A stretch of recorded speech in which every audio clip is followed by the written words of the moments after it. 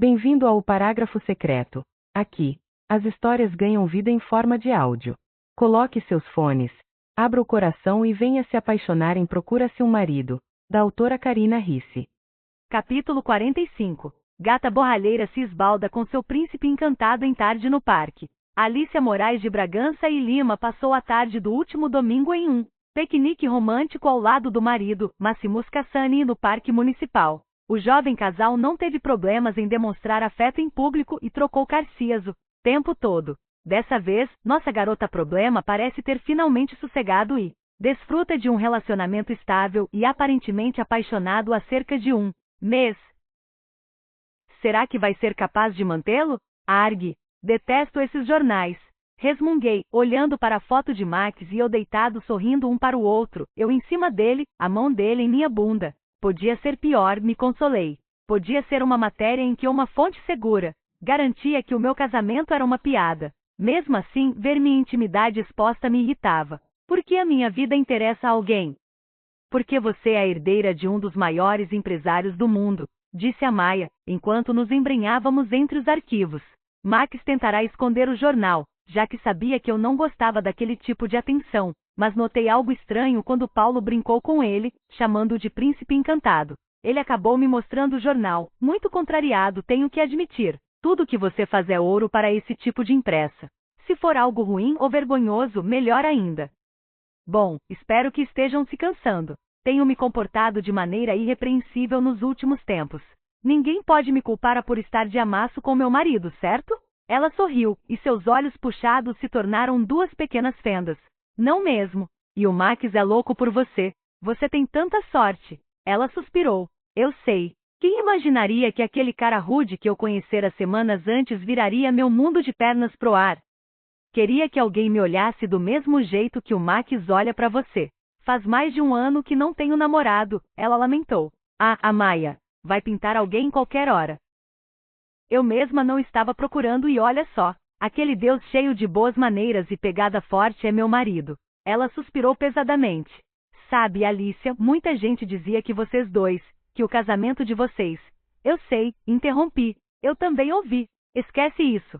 Não tive coragem de mentir para ela. Eu realmente gostava de Amaia. A Vanessa fez uma careta quando viu a notícia hoje de manhã. Não duvido.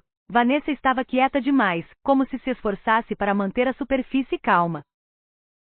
Apesar disso, eu estava alerta. Gente como ela não desiste assim tão fácil. Ela, acho que não devia te contar isso. Ela disse, sem graça. Ah, devia sim. Apontei, por favor, a Maia, conta. Ela me avaliou por um momento, corando e parecendo não querer tocar no assunto, mas acabou cedendo. A Vanessa está atrás do Max faz muito tempo. Muito antes de você aparecer aqui. Ele nunca deu bola para ela, e imagino que é por isso que ela está tão desesperada para tentar seduzir o Max. Normalmente os homens caem de joelhos por ela, a Maia revirou os olhos. A Vanessa não está acostumada com rejeição. Então está na hora de aprender. Sorri. Só, toma cuidado, tá? Ela pode ser uma peste quando quer. Já percebi. Vou ficar de olho, se bem que não tem a menor possibilidade do Max se interessar por ela, ainda mais agora que estamos tão. Ele jamais faria isso. Fico feliz por você. Ah, não. Ela exclamou quando alguém abriu a porta num rompante violento, esbarrando na cadeira onde uma quantidade enorme de contratos estava amontoada, fazendo tudo voar pelos ares. Ai, caramba! Desculpa, disse Paulo, corando muito. Imediatamente ele começou a recolher os documentos, tentando juntá-los como podia. Senti que a Maia poderia começar a chorar a qualquer instante. Ela tinha passado horas organizando aqueles contratos. A Joyce pediu para eu avisar a Alícia que o doutor Clóvis está aqui e quer falar com ela, ele contou, se agachando e recolhendo as páginas num ritmo frenético. Eu não quis atrapalhar. Desculpa, Amaia. Tudo bem, Paulo, ela disse, mas seu rosto delicado não escondeu o desânimo. Eu te ajudo a refazer tudo, ele ofereceu nervoso. Faço sozinho, se você quiser. Ela sorriu um pouco. Ajudar já está bom. Você poderia separar os contratos por setor, por favor? Claro, concordou ele, sorrindo um pouco, com os dedos trêmulos. Fiquei observando atonita como aqueles dois trabalhavam em perfeita sintonia, como se um soubesse exatamente o que o outro queria que ele fizesse. Como Paulo olhava furtivamente para o rosto de Amaya, como parecia tomar cuidado para que suas mãos se encontrassem por acaso, com a respiração acelerada fazia seu peito magro subir e descer com rapidez. Amaya era tão cega. Eu vou ver o que o Clovis quer e volto para ajudar vocês. Menti. Quem sabe um tempo juntos expandisse os horizontes daqueles dois. Levei 10 minutos para chegar ao 9º andar. Mari me ligou, toda chorosa, contando o que eu já sabia. Breno pretendia se mudar e ela não sabia o que fazer. Eu queria passar na casa dela para confortá-la de alguma maneira antes de ir para casa, mas ela me disse que eles jantariam juntos para tentar resolver a situação naquela noite, muito embora ela não soubesse como. Clovis me aguardava na grande sala de reuniões, sentado à cabeceira da mesa longa. Seu rosto era uma máscara impassível, o que achei um péssimo sinal. O que aconteceu dessa vez? Questionei, cruzando os braços sobre o peito assim que entrei. Sente-se, Alicia. Contrariada, me sentei a 3 cadeiras de distância. Ele abriu sua pasta de couro desgastada e retirou um bolo de jornais dobrado ao meio. Muito interessante o que encontramos nos jornais, não acha? Sempre fico surpreso como as pessoas são capazes de dissimular. Ele jogou a pilha sobre a mesa, e a foto de meu passeio no parque com Max estampava a parte superior da primeira página. Respirei um pouco aliviada. Não havia nada ali que me comprometesse. Um casal abraçado no parque não poderia ser considerado atentado violento ao pudor, ou qualquer coisa do tipo. Não enquanto estivessem vestidos, pelo menos. Você pode acreditar no que quiser. Minha vida pessoal não diz respeito a ninguém, falei. Clovis suspirou. É mesmo? E jogou na mesa outra pilha de jornais mais antigos, meio amarrotados. Páginas de classificados. Merda. O Hector me procurou hoje de manhã. Você pode imaginar como esse material chegou às minhas mãos? Limitei-me a encarar as páginas amassadas. Há mais evidências. Ele tirou algumas folhas de sulfite de sua pasta e as jogou sobre a mesa. Uma rápida olhada nos papéis e quase caí para trás. Minhas conversas com Max pelo MSN haviam sido impressas. Todas elas, incluindo o suposto pedido de casamento. Não. Como você conseguiu isso? O Hector tem seus meios. Ele fez um movimento depreciativo com a mão. Quem teria ajudado o Hector com aquilo? Me perguntei. Quem queria que Max e eu nos afastássemos? Quem teria acessado aquilo? Meu computador tinha senha, aquela vadia. Dessa vez eu jogaria Vanessa pela janela. Ah, se eu jogaria. Fiquei decepcionado. Continuou Clovis me ignorando. Decepcionado e triste. Eu pedi tanto que você confiasse em mim que eu ouvisse, mas você não me deu ouvidos. Vocês não têm como provar nada, rebati engolindo em seco. Nós consumamos o nosso casamento. Tudo é legítimo agora. Somos um casal de verdade. É mesmo? E quem vai acreditar nisso depois que o Hector expuser a fraude? E acredite, ele tem provas. Qualquer juiz vai entender o que você e o Max fizeram como um ato de má fé, e jamais vai acreditar que vocês consumaram o casamento, ainda que isso seja verdade. É verdade. A gente se ama, Clovis. Eu juro. Sinto muito, mas duvido que alguém acredite nisso. Eu mesmo não consigo acreditar. Você fez tudo errado, Alicia. Deixou tudo exposto, pronto e fácil de ser encontrado. Seu telefone consta no anúncio, ainda que seu nome não. Mas o mais impressionante foi você ter cometido o erro primário de pagar o jornal usando seu cartão de crédito. Ele sacudiu a cabeça, parecendo arrasado. Eu lhe disse que o Hector é implacável. Por que você me chamou aqui? Perguntei entre dentes, tentando fazer com que minha voz não tremesse de novo. Eu reconhecia quando estava ferrada. Não havia como argumentar. O Hector quer abrir um processo contra você e o Max. Consegui persuadi-lo a esperar um pouco mais, até que eu conversasse com você. Ele está furioso, falou até em demitir o Max. Fechei os olhos para não permitir que caíssem as lágrimas que os queimavam. Usando as palavras dele, demitir o Max com uma excelente carta de recomendação, que vai fazer com que ele nunca mais consiga emprego em lugar nenhum desse país. Abri os olhos. Ele não pode fazer isso. Pode, Alicia. Pode e vai fazer, a menos que você me ajude. Como assim? Ele exalou longamente.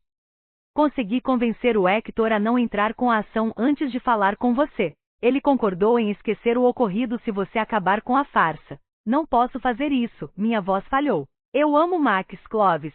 Não posso abandonar meu marido agora. Ele me observou atentamente e soltou uma exclamação. Isso complica tudo, Alicia. Mas se isso é verdade, se você realmente ama o Max, pense no que é melhor para ele. Como ele vai cuidar do irmão se não tiver um emprego? Meus olhos quase saltaram das órbitas. Sim, Alicia, eu sei que o irmão caçula depende do Max. Não permita que façam nada contra o Max, me ouvi dizendo. Por favor. Clovis se levantou lentamente e me rodeou, até pousar uma mão gorducha em meu ombro. Senti um calafrio quando ele me tocou. É por isso que estou aqui. Se afaste do Max para o bem dele. Peça o divórcio e acabe de vez com esse casamento de fachada. Assim você ainda terá a chance de recuperar sua herança algum dia, Alicia. Garanto que o Hector não vai fazer nada contra o Max enquanto eu for o curador da sua herança. Por que o Hector me odeia tanto? Cobre o rosto com as mãos. Qual é o problema dele? Eu não ia destituir ele do cargo de presidente, Clovis. Quando eu assumisse a herança, ia deixar tudo como está. Você acha que é por isso? Que o Hector está tão empenhado em te desmascarar apenas para não perder a presidência? E o que mais pode ser? É a única explicação lógica que vejo. Ele não pode estar preocupado com o meu bem-estar, não é? Clovis franziu a testa. Isso é muito grave, Alicia. Se o Hector está fazendo tudo isso apenas para continuar à frente do conglomerado, é porque esconde algo. Um sinal de alerta se acendeu em minha cabeça. O que você disse? Me virei na cadeira. As sobrancelhas de Clovis se tornaram uma só. Foi só uma suspeita que me ocorreu agora. Acho que não posso acusar ninguém sem ter provas.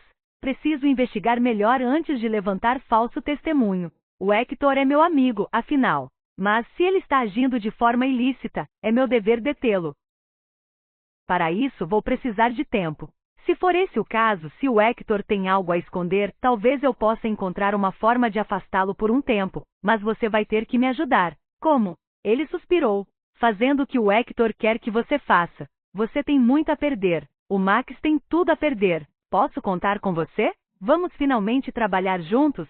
Afundei na cadeira. Não pude conter as lágrimas que caíram numa torrente desenfreada. Analisei as possibilidades à minha frente. Eu não conseguia pensar em nada, raciocinar direito. Não queria compactuar com Hector, mas não podia permitir que Max perdesse o emprego que ajudava toda sua família. Amaldiçoei-me por não ter notado as verdadeiras intenções de Hector logo de cara. Sim, chorei. Vou me afastar do Max. Boa menina, ele murmurou juntando suas coisas. Vou falar com Hector agora mesmo. Não se preocupe mais com ele. Vou cuidar de tudo para você. Eu não conseguia mais ficar ali. Precisava respirar, precisava de Max. Recompondo-me da melhor maneira que pude, decidi procurar por ele aos tropeções. Vovô insistira para que eu contasse a ele sobre a confusão do jantar do Comex, e isso realmente ajudara. Talvez essa situação fosse parecida. Talvez Max soubesse o que fazer, me ajudasse a pensar em algo. Entretanto, não o encontrei no setor 9. O Max foi até a sala da copiadora. Paulo me disse. Aqueles australianos estão acabando com nossos nervos. Não param de pedir cópias de tudo. Ei, você está bem? Estou. Obrigada, Paulo. Só preciso falar com ele. Segui pelo corredor com os olhos inchados, sem realmente me dar conta dos olhares curiosos ao meu redor. A porta da sala claustrofóbica estava fechada. Entrei sem bater, esperando que Max estivesse ali e eu pudesse despejar tudo. Agradeci quando abri a porta e o vi, mas, um segundo depois, me senti como se estivesse ruindo. Ele estava acompanhado. Na verdade, estava muito ocupado, segurando Vanessa pelos ombros. As mãos dela lutavam com os botões de sua camisa, a boca lambuzada de batom estava afundada em seu pescoço. Max a segurava com força, não conseguia entender se para afastá-la ou trazê-la para perto. Quando finalmente me viu, seus olhos assumiram um tom mais escuro. Alicia, não é nada disso que você está pensando, disse ele, dando um empurrão nada gentil em Vanessa. Ela cambaleou, sorriu e se endireitou, fechando os botões da blusa com deliberada lentidão. Ah, Max, que desculpa horrível, zombou. Ela viu a gente. Cala a boca, Vanessa. Só, ele bufou, olhando para ela com algo parecido com desprezo e fúria. Depois voltou os olhos para mim e se aproximou, apenas um passo. Sábio de sua parte. Eu estava um pouco fora de controle e não sabia do que seria capaz se alguém me tocasse naquele instante. Não é o que parece, ele tentou. Apenas observei a cena. Vanessa alisando a saia, o rosto e o pescoço de Max sujos de batom vermelho, o desespero em seus olhos. Por um momento, cogitei a hipótese de esmagar a cabeça volumosa de Vanessa com a tampa da copiadora, mas de alguma forma me contive. Eu tinha sérios problemas naquele momento, e ela não passava de um pequeno incômodo. Deixei a sala da copiadora da mesma forma que entrei, muda e com os olhos inchados. Corri para pegar minha bolsa e desci as escadas o mais rápido que pude. Max me seguia a passos largos. Quando alcancei a calçada, ele me agarrou pela cintura, me detendo. Eu o empurrei, sem obter muito sucesso. Soquei seu peito descarregando minha raiva, chorando e rugindo ao mesmo tempo, tentando me acalmar. Foi um truque. Eu jamais faria qualquer coisa para te magoar. Jamais. Você precisa acreditar em mim. Ele implorou com os olhos loucos, segurando meus pulsos e tentando me fazer parar de socá-lo. Acabei de te conquistar. Você acha mesmo que eu colocaria tudo a perder? Eu queria dizer muitas coisas, mas não pude. Eu sufocava com palavras, com sentimentos, com imagens horríveis, ele agarrado a Vanessa, Marcos em sua cadeira de rodas, Hector e sua maldade, meu avô num caixão, Clovis anunciando o fim do meu casamento. Era muita informação. Hector era um golpista, um chantagista, um demônio. Vanessa era o que sempre fora, uma vaca. E Max era o homem que eu amava, fedendo a perfume barato e com o rosto manchado por um batom que não era meu. Puxei os braços, me livrando de seus dedos. Não toque em mim. Nesse momento, um ônibus encostando no meio-fio começava a arrancar. Alcancei a porta antes que Max pudesse me impedir e subi. Alicia! Gritou ele, parado como uma estátua, parecendo tão desnorteado que mais lágrimas brotaram em meus olhos. Acomodei-me em um dos bancos, grata por ter um lugar para sentar, e chorei copiosamente. O cobrador me olhava confuso, os passageiros fingiam não notar meus soluços. Circulei pela cidade por muito tempo, zonza e confusa, sem saber o que fazer ou para onde ir. Meu celular tocou diversas vezes, mas o ignorei. Sabia que devia ser Max querendo se explicar. Fechei os olhos muitas vezes, na esperança de que pudesse dormir e vovô aparecesse para me dizer o que fazer, mas aparentemente não era assim que a coisa funcionava. O sol já começava a baixar e eu não fazia ideia de em que parte da cidade me encontrava. Lembrei-me da tarde de domingo, em como Max se abrirá, me mostrando sua alma e me fazendo amá-lo ainda mais.